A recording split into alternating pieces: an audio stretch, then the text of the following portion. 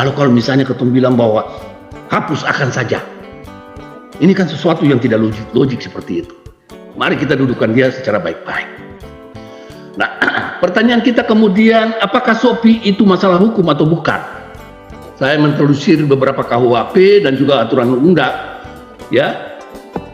Ada pasal 240, ada pasal 300, ada pasal 492, ada pasal 137 Undang-Undang Pangan, ada Undang-Undang Permendagri nomor 20 tahun 2015 dan berbagai peraturan.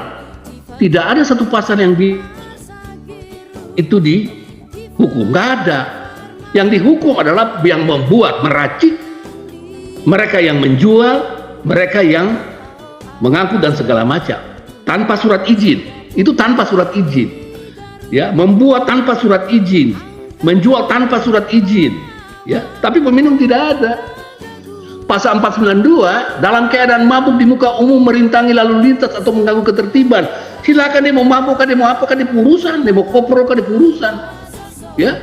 Tapi kalau mengganggu ketertiban umum itu yang dilarang, seperti itu. Nah, karena itu tadi saya katakan, jangan menggunakan kacamata kita sorot orang di Jawa, di Sumatera, di Kalimantan, lalu kita datang di Ambon, di Maluku sana lalu bilang, wah ini SOPI seperti ini, oh ini sama, enggak. Lahir dan tarik pusat berbeda, bagaimana kita mau sebutkan orang yang sama? Nah, begitu seperti itu, ya. Oke, kita lanjut lagi. Pertanyaan kita kemudian adalah, apakah benar kausa kejahatan itu adalah miras SOPI? Ya, mohon maaf Bapak Ibu, saya menggunakan istilah kausa kejahatan karena ketika saya mempelajari kriminologi, kausa itu sebab musabab, gitu. Saya baca banyak berita, 70% Kalimantan kriminalitas akibat miras di Manado. Kriminal meningkat, Kapolres sebut akibat pengaruh miras di Merauke.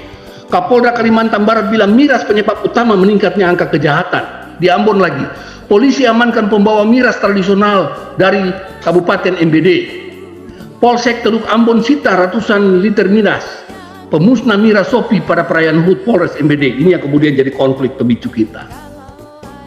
Karena itu baik-baik saya katakan, asumsi saya di dalam kriminologi satu faktor bukan satu sebab. Satu sebab itu terdiri dari berbagai faktor-faktor, faktor ekonomi, faktor lingkungan, faktor segala macam. Dari kalau cuma faktor SOPI lalu mengklaim bahwa itu kejahatan, nggak bisa, belajar dulu baik-baik. Gitu. Jadi satu faktor bukan satu sebab. Faktor itu satu dari sekian banyak sebab itu. Jadi sebab itu ada beberapa faktor. Ya. Karena saya katakan kausa sebab musabab dalam kriminologi seperti etiologi kriminal, sebab musabab terjadinya kejahatan terdiri dari beberapa faktor. Karena itu SOPI bukanlah satu-satunya faktor utama yang menyebab ya, atau menjadi sebab, tetapi hanya salah satu faktor dari sebab utama lainnya. Bisa sebagai faktor pemicu, bisa sebagai pencetus, bisa sebagai faktor pendukung atau faktor perantara dan lain-lain. Kalau begitu, apa konten utama dari perbuatan kejahatan perilaku SOPI? Orang baku pukul, orang baku bunuh, orang kemudian menganiaya orang lain lalu bilang itu penyebab SOPI. Bukan. Ini soal dendam, ini soal iri hati, ini soal tersinggung. Minum SOPI saja lalu baku pukul. Orang Ambon bilang minum 100, mabuk 1000. Jadi SOPI itu hanya sebagai penguat mereka untuk melakukan itu. Lalu jangan mengkomplain bahwa SOPI itu penyebab. Karena itu tadi saya bilang, kacamatanya pakai di Kalimantan, kacamatanya pakai di Jawa, datang lihat orang di MBD, datang lihat orang di Aru, datang lihat, lalu mengatakan bahwa oh itu sama. Enggak.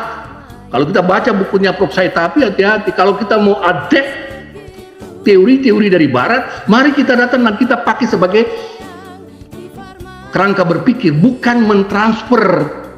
Karena budaya Barat beda dengan budaya Timur. Teori yang lahir di budaya Barat berbeda dengan teori yang lahir di budaya Timur, seperti itu. Nah itu, karena itu kita harus letakkan persoalan secara baik-baik. Baik, Bapak dan Ibu, saya mungkin bisa menerangkan sedikit tentang SOPI dan kejahatan.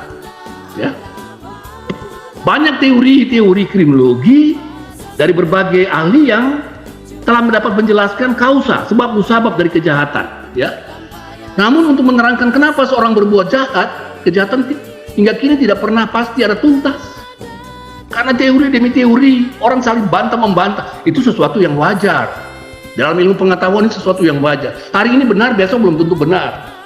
Hari kemarin tidak benar, hari ini bisa benar. Bergantung fakta yang diterima dengan menggunakan metodologi yang logik, lalu kita menarik kesimpulan bahwa itu yang benar. Jadi teori yang menjelaskan tentang kenapa orang melakukan kejahatan itu belum tentu pas. Masing-masing punya perbedaan seperti itu.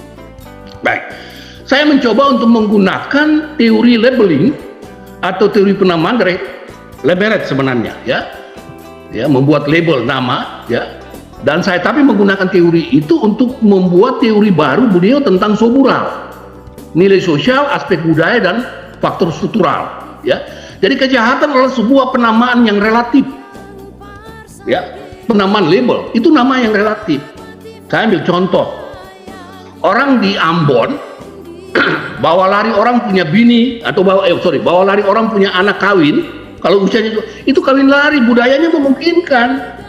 Tapi kalau di Makassar, di Bugis, bawa lari anak orang perempuan, itu tetap kena. Budaya kita berbeda kan? Itu udah penamaan label, gitu.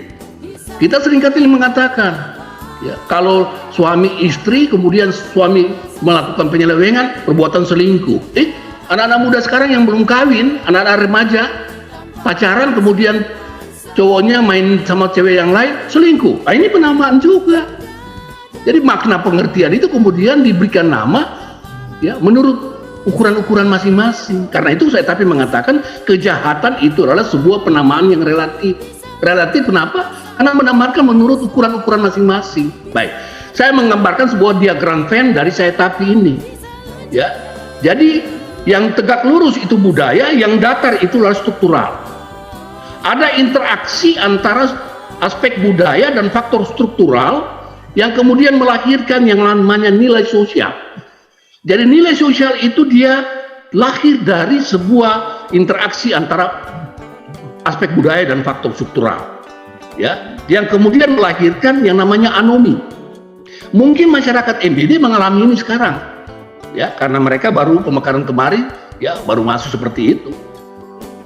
Jadi budaya, adat istiadat yang dilakukan secara berulang-ulang itu kemudian dilakukan, tapi struktur masyarakatnya masih sudah berubah karena bukan saja orang MBD, ada orang dari Jawa, ada orang dari Sulawesi, ada orang dari macam-macam tempat datang di sana membawa budaya mereka, terjadi proses akulturasi budaya, perkawinan budaya, perilaku asli berubah. Lalu kemudian nilai sosial muncul. Anak-anak yang zaman sekarang muncul. Ini saya mau ikut budaya yang mana, saya mau ikut perilaku yang mana. Orang tua bilang, ingat jam 10 malam pulang sudah sampai di rumah. Tapi ketika di luar, dia bermain suka karena teman-temannya. Sampai di rumah dapat bakalai, ya beta ikut karena beta pun teman-teman. Nanti atau lebih kita orang tua dimarahi seperti itu. Oke. Jadi ini anomi, ketiadaan norma itu kabur yang kemudian menimbulkan diferensiasi nilai. Diferensiasi nilai itu yang kemudian orang memilih melakukan atau tidak melakukan. Di dalam teori anomi dari Merton itu dia menjelaskan tentang conformity, non-conformity, melakukan atau tidak melakukan, munafik atau tidak munafik. Karena dia memilih tentang mana yang paling baik dan mana sesuatu yang membuat dia lebih baik seperti itu. Nah, lahirlah norma baru, norma dan nilai baru menurut dia. Begitu. Sekarang misalnya kita nonton televisi tiap hari, ya, begal-begal dengan menggunakan parang dan segala macam, itu kan nilai baru yang muncul.